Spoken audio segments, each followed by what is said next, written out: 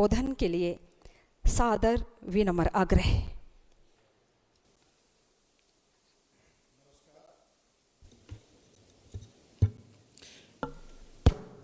नमस्कार।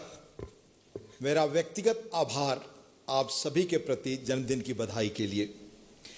माननीय अध्यक्ष लोकसभा आदरणीय श्री ओम बिरला जी, माननीय मुख्यमंत्री हिमाचल प्रदेश श्री सुखविंदर सिंह सुक्खू जी, माननीय अध्यक्ष हिमाचल प्रदेश विधानसभा श्री कुलदीप सिंह पठानिया जी, विभिन्न विधानसभाओं के हमारे देश भर से आए माननीय अध्यक्षगण एवं सदस्यगण, माननीय संसदीय कार्य मंत्री हिमाचल प्रदेश श्री हर्षवर्धन सिंह चौहान जी, माननीय सांसद एवं विधायकगण, लोकसभा के महासचिव श्री उत्पल कुमार सिंह जी, राज्यसभा के महासचिव श्री पीसी मोदी जी, संसद एवं राज्य विधानसभाओं के अधिकारीगण, मीडिया के मित्रों, उपस्थित सज्जनों, सबसे पहले मैं वीरता की भूमि, आध्यात्म की भूमि,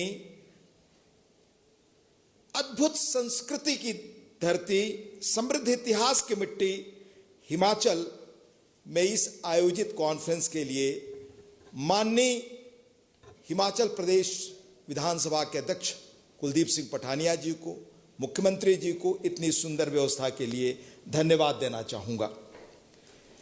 हिमालय की गोद में धौलाधार यानी उसका अर्थ जब मैं समझ रहा था, पहाड़ी शिखरों का सुंदर प्रवाह, धवल सुंदर, जो बताया गया कि जब धूप होती है तो इतना सुंदर दिखता है वो, उसकी गोद में धर्मशाला तपोवन के शांत वातावरण में हिमाचल प्रदेश विधानसभा द्वारा आयोजित यह Commonwealth parliamentary association India region 2 की कॉन्फ्रेंस में उपस्थित होना एक यादगार अनुभव है।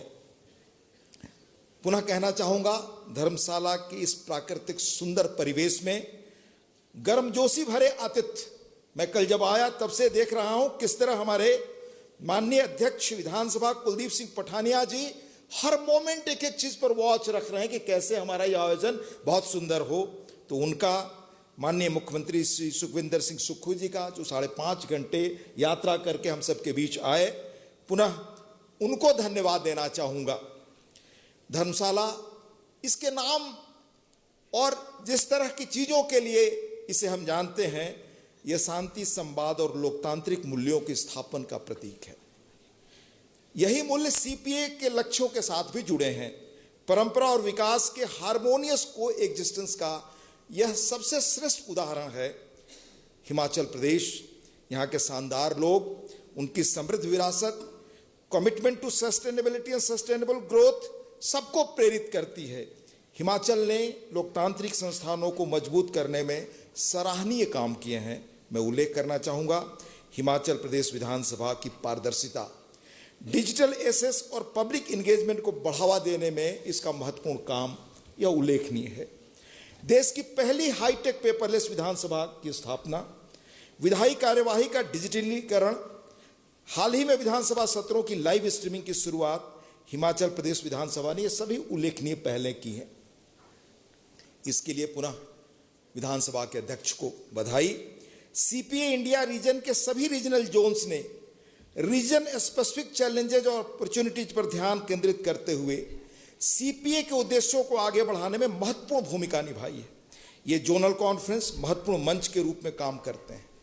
इन मंचों पर क्षेत्रीय और नीतिगत मामलों पर गंभीर चर्चा होती है, साथ ही इन क्षेत्र की चुनौतियों के समाधान खोजने का एक सामूहिक प्रयास होता है। आज इस मंच पर जोन 2 के सदस्य, खासतौर से दिल्ली, हरियाणा, हिमाचल प्रदेश, पंजाब और जम्मू कश्मीर के प्रतिष्ठित पीठासीन अधिकारी और विधायक भी मौजूद हैं। यह कॉन्फ्रेंस सहयोगात्मक रूप से काम करने के हमारे साझा संकल्प का प्रतीक है। सीपीए इंडिया रीजन 2 के सदस्यों ने कृषि, उद्योग, शिक्षा, रक्षा और सांस्कृतिक विरासत सहित विभिन्न क्षेत्रों में देश की प्रगति में उल्लेखनीय योगदान दिया है। भारत की ग्रोथ स्टोरी की यह महत्वपूर्ण और सबसे इंपॉर्टेंट रोल प्ले करने वाली कड़ी के रूप में है। भारत, यह भी सच है कि ये राज्य कुछ प्रेसिंग चैलेंजेस से जूझ रहे हैं, जिनके समाधान खोजने में लेजिस्लेचर्स की, हम सब की यह बैठक एक अहम भूमिका के रूप में काम करेगी। हिमाचल और जम्मू कश्मीर की डिफिकल्ट और इनएसेसिबल टेरेन फिजिकल और डिजिटल कनेक्टिविटी के लिए एक बड़ी चुनौती है। इस क्षेत्र की इकोलॉजिकल सेंसिटिविटी के कारण यह क्षेत्र लैंडस्लाइड्स, फ्लैश फ्लड्स और भूकंप जैसी प्राकृतिक आपदाओं का प्रायः सामना करता है। हिमाचल प्रदेश में 2020 और 22 के बीच मेजर लैंडस्लाइड्स में 6 गुना वृद्धि हुई। यह आपदाएं मानव जीवन और संपत्ति के लिए गंभीर खतरा है। पानी एक चिरस्थायी चुनौती है। पंजाब और हरियाणा के कृषि प्रधान इलाकों में पिछले कुछ वर्षों में अनसस्टेनेबल एक्सट्रैक्शन के कारण भूजल स्तर में काफी खतरनाक कमी आई है। रिपोर्ट के अनुसार नवंबर 2023 तक पंजाब के लगभग 70% कुओं 186 में से 130 में जल स्तर में अलग अलग स्तर की गिरावट दर्ज की गई। इसी तरह अर्बनाइजेशन ने चुनौतियां पैदा की हैं। राष्ट्रीय राजधानी क्षेत्र दिल्ली में जनसंख्या वृद्धि के कारण आवास, परिवहन और नागरिक सेवाओं पर भारी दबाव। हरियाणा में गुरुग्राम और फरीदाबाद जैसे शहरों का तेजी से विस्तार हो रहा है, जिनसे इन्वायरमेंट सेफगार्ड पर भी असर हो रहा है। प्रदूषण के संकट को हम नजरअंदाज नहीं कर सकते। दिल्ली काफी समय से दुनिया की सबसे प्रदूषित राष्ट्रीय राजधानी के रूप में जानी जाती है। हर साल खास तौर पर सर्दियों के महीनों में दिल्ली और पड़ोसी राज्यों में वायु की गुणवत्ता खतरनाक स्तर पर पहुंच जाती है। यह सिर्फ पर्यावरण से जुड़ा मुद्दा नहीं है, बल्कि एक पब्लिक हेल्थ इमरजेंसी है, जिसके लिए इंटर स्टेट सॉल्यूशंस की जरूरत है।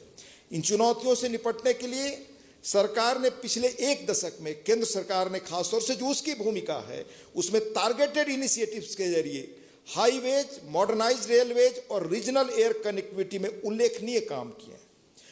देश में जो इंफ्रास्ट्रक्चर रिवोल्यूशन हुआ, उसकी विदेशों की वो पत्रिकाएं जो खास तौर से देश के बारे में उनके अपने एक पूर्वाग्रह हैं, 4-4 पेज की महत्वपूर्ण इकोनॉमिस्ट जैसी पत्रिकाओं में मैं इस इंफ्रास्ट्रक्चर रिवोल्यूशन पर चीजें देखता हूं और इसका गहरा असर होता है। कैनेडी ने कभी कहा था कि अमेरिका इसलिए धनी नहीं है कि यहां बेहतर रोड है, बल्कि बेहतर रोड से इंफ्रास्ट्रक्चर हुआ इसलिए अमेरिका धनी बना।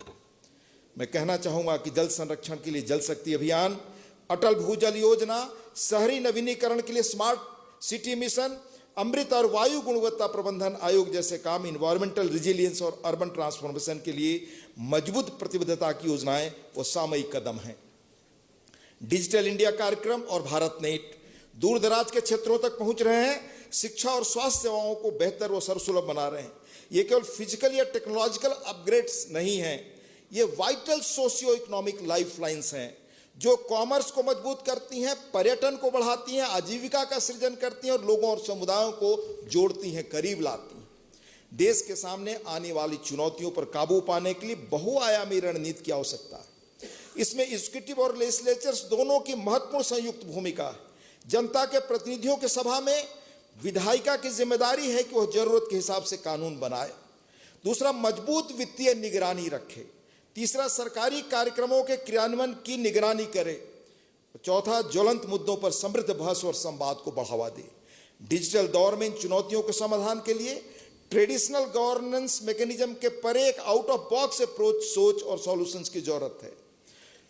टेक्नोलॉजी को एक इनेबलर के रूप में अपनाकर हम इन जटिल समस्याओं का अधिक तत्परता और दूरदर्शिता के साथ समाधान निकाल सकते हैं। सरकारों ने इस क्षेत्र में विभिन्न डिजिटल गवर्नेंस इनिशिएटिव के जरिए महत्वपूर्ण कदम उठाए हैं। विधानमंडलों को भी विधायी कार्य के लिए डिजिटल उपकरणों को अपनाकर समय के साथ आगे बढ़ना बहुत लोगों ने किया और कर रहे हैं। हम समय अनुसार हमारी गति और भी तेज होगी। इस सम्मेलन की theme good governance in the digital era, managing resources, defending democracy and embracing innovation सामयिक और उपयुक्त है। अगर हम ध्यान से देखें तो इस सम्मेलन में चर्चा के लिए निर्धारित तीनों विषय सम्मेलन की थीम में रिफ्लेक्ट होते हैं। Whether we are managing resources, deficits, ecological vulnerabilities, demographic transitions, or making use of new technology, each issue resonates with the central theme of this conference. Political defection का मामला हमारे बीच आज यक्ष प्रश्न की तरह से है। इस आयोजन में हम सेंट्रल थीम के 3 की कंपोनेंट्स पर फोकस डिस्कशन करेंगे। पहला, the role of legislators in managing state resources for development. Development process में लेजिस्लेचर्स इंक्लूसिव और सस्टेनेबल ग्रोथ की रूपरेखा को आकार देने में महत्वपूर्ण भूमिका निभाते हैं। संसाधनों की कमी देखते हुए लेजिस्लेचर्स को दुर्लभ संसाधनों का ऑप्टिमम यूटिलाइजेशन करने के लिए वॉचडॉग के रूप में काम करना होता है। इस डिजिटल युग में टेक्नोलॉजी ड्रिवन गवर्नेंस संसाधनों का टारगेटेड, पारदर्शी और उचित उपयोग सुनिश्चित करता है। हमारे माननीय मित्रों, आज की दुनिया में विकास सिर्फ बुनियादी ढांचे का निर्माण नहीं है, यह व्यवस्था में विश्वास निर्माण करने जैसा भी। और शासन में विश्वास इंस्टीट्यूशनल इंटीग्रिटी से शुरू होता है, खासतौर विधायिकाओं के लिए। डिजिटल ट्रांसपेरेंसी और हाइटेंड पब्लिक स्क्रूटनी के युग में पॉलिटिकल अकाउंटेबिलिटी अहम हो गया है। डिफेक्शंस न केवल लोगों के जनादेश को सही नहीं ठहराता, बल्कि जनता के विश्वास को भी प्रभावित करता है। आज नागरिक वेल इन्फॉर्म्ड, वोकल और डिजिटली एम्पावर्ड हैं। वे स्वच्छ, स्थिर और सैद्धांतिक राजनीति की उम्मीद करते हैं। इसलिए 10th शेड्यूल से उपजी कमियों को दूर करना हम सबके लिए मिल करके क्या हल निकाले जरूरी है। हमें यह सुनिश्चित करना है कि इथिकल पब्लिक लाइफ के प्रति हमारी प्रतिबद्धता हो, एंटी डिफेक्शन लॉ का मिसयूज न होने पाए, उसे इमर्जिंग पॉलिटिकल रियलिटीज के अनुसार बनाना जरूरी है। आज के डिजिटली ड्रिवन गवर्नेंस लैंडस्केप में नई टेक्नोलॉजीज लेजिस्लेटिव एफिशिएंसी को बढ़ाने में मदद करती है। आर्टिफिशियल इंटेलिजेंस एरा में काम की प्रोडक्टिविटी बढ़ाने की अपार क्षमता, रिसर्च सपोर्ट, डाटा एनालिसिस और विधानसभाओं और उनके सचिवालयों की ओवरऑल एफिशिएंसी में सुधार करने के लिए बहुत सारे एप्लीकेशंस के माध्यम से लेजिस्लेटिव प्रोडक्टिविटी बढ़ाने की सुविधाएं टेक्नोलॉजी के पास है। हालांकि इस उभरती हुई तकनीक को हमारे विधानमंडलों के कामकाज के साथ एकीकृत करते समय हमें इसके नैतिक और सुरक्षा पहलुओं के बारे में भी गंभीरता से सोचना व विचार करना है और सावधान रहना है। हाल के वर्षों में भारतीय संसद ने लेजिस्लेटिव प्रोसेस को मजबूत करने और अपने सिटीजन्स इंटरफेस को बेहतर बनाने के लिए अनेक उल्लेखनीय काम आदरणीय स्पीकर हमारे लोकसभा श्री ओम बिरला जी के नेतृत्व में किया है। डिजिटल इनोवेशंस को अपनाया है। हमारे राज्यसभा के माननीय चेयरमैन उपराष्ट्रपति श्री धनखड़ साहब के नेतृत्व में अनेक नए कार्यक्रम और कैसे पेपरलेस काम हो, इसकी तरफ हमने कदम बढ़ाए हैं। सदस्यों को पार्लियामेंट्री पेपर्स का बहुभाषीय अनुवाद प्रदान करने के लिए AI आधारित नेचुरल लैंग्वेज प्रोसेसिंग एप्लीकेशंस के साथ डिजिटल संसद मंच की शुरुआत संसद के कामकाज में अति उपयोगी साबित हो रही है। इस दिशा में एक और महत्वपूर्ण पहल है प्रोजेक्ट संपूर्ण डिजिटल ट्रांसफॉर्मेशन। राज्यसभा सचिवालय द्वारा एक एकीकृत डिजिटल प्लेटफॉर्म बनाने का एक महत्वाकांक्षी प्रयास जो डेटा, वर्कफ्लो और AI टूल को इंटीग्रेट करता है। इसका उद्देश्य फ्रेगमेंटेड सिस्टम को खत्म करना, एंड टू एंड पेपरलेस हासिल करना और सभी स्टेक होल्डर्स के बीच सीमलेस इंटीग्रेशन सुनिश्चित करना। AI का उपयोग विधायी कामों की इफिशियंसी को गति देगा, तेज करेगा, पर सचिवालय के कामकाजों की भी इफिशियंसी को बढ़ाएगा। इससे सांसदों, विधायी संस्थाओं के सभी सदस्यों की निजी कामकाज में काफी मदद मिलेगी और उनकी उत्पादकता बढ़ेगी। माननीय मित्रों, भविष्य को ध्यान में रखते हुए हमारे विचार विमर्श को 2047 तक एक विकसित, आत्मनिर्भर और समावेशी भारत के निर्माण के बड़े राष्ट्रीय दृष्टिकोण के साथ देखा जाना चाहिए। आज दुनिया के मंचों पर अगर आर्थिक ताकत आपके पास है तो आपकी पहचान है। इसलिए हमें मिलकर कैसे काम करना है और अनेक काम इस देश में हो रहे हैं।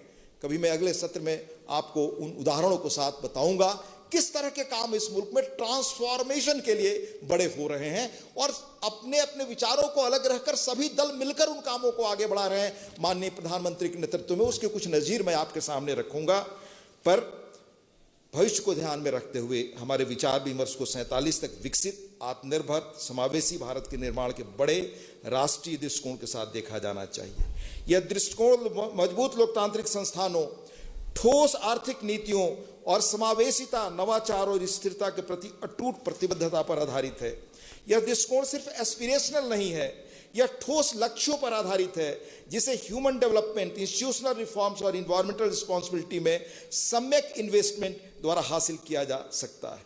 ग्लोबल साउथ की आवाज के रूप में भारत का उदय, वसुधैव कुटुंबकम, एक पृथ्वी, एक परिवार, एक भविष्य की प्रेरणादायी थीम के साथ G20 की सफल अध्यक्षता ने हमारे देश को ग्लोबल डायलॉग में सबसे आगे रखा।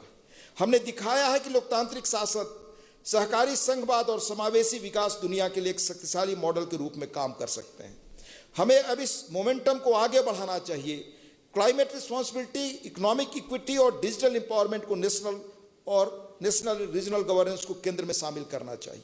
विधायकों के रूप में या हमें सांसदों के रूप में यह सुनिश्चित करना चाहिए कि हमारी प्रणालियां इस परिवर्तन का समर्थन करने में सक्षम है। जहां भी कमी हम मिलकर परामर्श करके उसका हल निकालें। हमें शासन में इनोवेशन, पब्लिक लाइफ में इंटीग्रिटी और पब्लिक पॉलिसी में समावेश को बढ़ावा देना चाहिए ताकि हर नागरिक सशक्त महसूस करे और विकसित भारत की यात्रा में उसका प्रतिनिधित्व हो। आशा है यह सम्मेलन न केवल चर्चा के एक मंच के रूप में बल्कि कॉल टू एक्शन फोरम के रूप में काम करेगा। एक विकसित भारत बनाने का रास्ता हमारी विधानसभाओं, हमारी विधायिका, संसद, हमारी नीतियों, हमारी सामूहिक इच्छा शक्ति से होकर गुजरता है। अपनी लोकतांत्रिक पद्धतियों को और मजबूत करना, अपनी विधायी प्रक्रियाओं को आधुनिक बनाना, इस डिजिटल एज में people centric and planet sensitive good governance सुनिश्चित करना हमारी जिम्मेदारी है। हमारे सामने फिजिकल प्रेशर्स, इकोलॉजिकल स्ट्रेस और नेशनल सिक्योरिटी कंसर्न्स जैसे कई चुनौतियां हैं, लेकिन आज की दुनिया ये बताती है कि इनोवेशन, रिफॉर्म और ट्रांसफॉर्मेशन की भी अपार संभावनाएं और अवसर हैं। सीपीए इंडिया रीजन जोन 2 अपनी स्ट्रेटेजिक लोकेशन, युवा आबादी और इंस्टीट्यूशनल स्ट्रेंथ के साथ इस परिवर्तन का नेतृत्व करने के लिए यूनिकली प्लेस्ड है। विश्वास है कि संवैधानिक मूल्यों, संसदीय अखंडता और सार्वजनिक विश्वास के प्रति अपनी प्रतिबद्धता की पुष्टि करते हुए हम चर्चा के लिए इस अवसर का पूरा उपयोग करेंगे। अगले 2 दिनों के दौरान हमारे विचार विमर्श से नए रास्ते मिलेंगे और साझेदारी को बढ़ावा मिलेगा, जिससे न केवल सीपीए इंडिया रीजन 2 के सदस्यों बल्कि पूरे देश को लाभ होगा। धन्यवाद। जय हिंद, जय भारत, जय हिमाचल। माननीय महोदय, आपकी